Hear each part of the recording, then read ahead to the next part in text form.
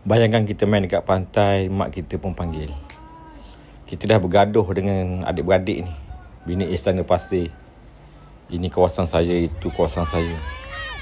Bila mak panggil, kita tinggal macam tu. Begitulah dunia ni, tuan-tuan. Belum lagi cerita tengah-tengah main dilanggar ombak. Maka dunia ni adalah tempat senda gurau je. Tempat singgah, tempat sementara sahaja.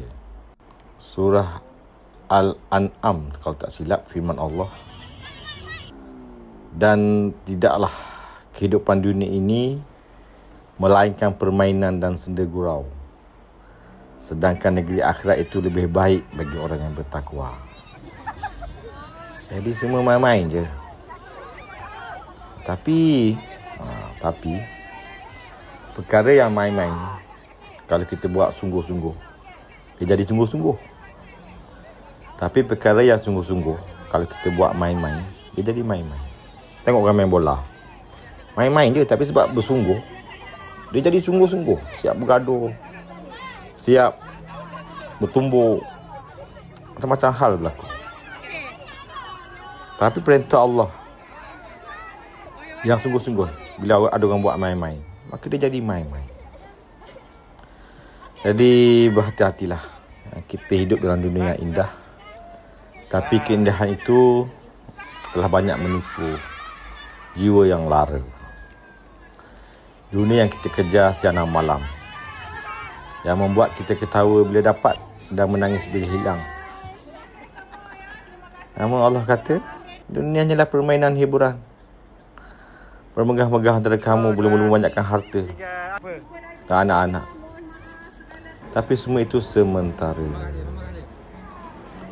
Kerisauan sebenar bukan untuk dunia, tuan-tuan, untuk akhirat.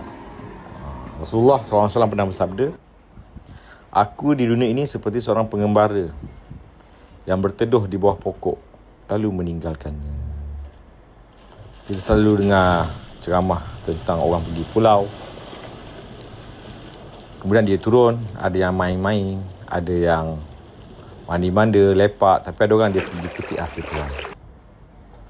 Sampai masa kapal tu jalan, orang yang main-main tadi tak dapat apa-apa. Begitulah lebih kurang perumpamaan. Jadi apa yang saya nak cerita adalah, walaupun dunia ni tempat main-main, tapi dia ada nilai dia kalau digunakan dengan betul. Ada ulama bagi tahu, dunia ni dia macam air. Kita naik sampan nak menuju akhirat. Dalam sampan kita perlukan air, tapi kita tak boleh ambil banyak. Kalau kita ambil banyak, sampan akan tenggelam. Jadi dunia ni diperlukan, tuan-tuan. Ada juga analogi dunia ni jambatan kepada akhirat. Jadi jambatan penting. Tapi pentingnya jambatan hanya untuk lalu sahaja. Bukan nak duduk atas jambatan tu, nak goyang, nak beli jambatan tu, nak berlagak atas jambatan tu. Bukan. Kita nak lalui sahaja. Jadi atas dunia yang sementara ini, kita jadilah jutawan syurga. Bagaimana? Lihatlah dunia ini sebagai ladang pahala.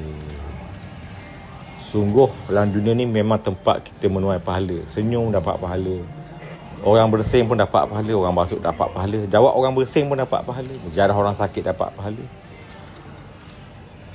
orang jemput kenduri kahwin kita pergi dapat pahala, orang bagi salam kita jawab dapat pahala, orang membeli kita menjual pun dapat pahala, orang ziarah dapat pahala. Jutawan syurga, tuan-tuan, kalau dilayan dengan ilmu. Dan Rasulullah SAW juga pernah pesan bab penyakit wahan.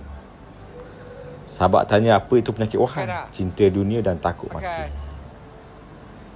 Jadi kalau kita mencintai dunia dan takut mati, maka itu adalah penyakit hati, penyakit wahan yang berbahaya. Yang mana penyakit ni untuk orang kafir ada. Kita orang Islam ni belajarlah mencintai mati dan membenci dunia dengan cara berilmu. Allah Ta'ala bagi tahu, kalaulah dunia ni ada nilai setara dengan kepak nyamuk, satu teguk air pun Allah tak bagi pada orang kafir. Tapi sebab dunia ni tak ada nilai, maka orang kafir pun dapat. Firaun, Haman, Namrud, Qarun pun dapat. Dan mereka dapat dalam keadaan sementara sahaja. Yang paling penting, iman di atas dunia ni. Iman di atas dunia. Sebab itulah Firaun, Haman, Qarun, Namrud tadi nak kembali ke dunia untuk beriman.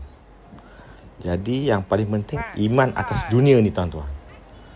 Iman tu akan kita bawa sampai akhirat. Dunia ni kita nak lalu, nak singgah, nak berteduh, jambatan, air, macam tu sahaja. Okey. Sekian perkongsian hari ini. Jumpa lagi insya-Allah. Wahak.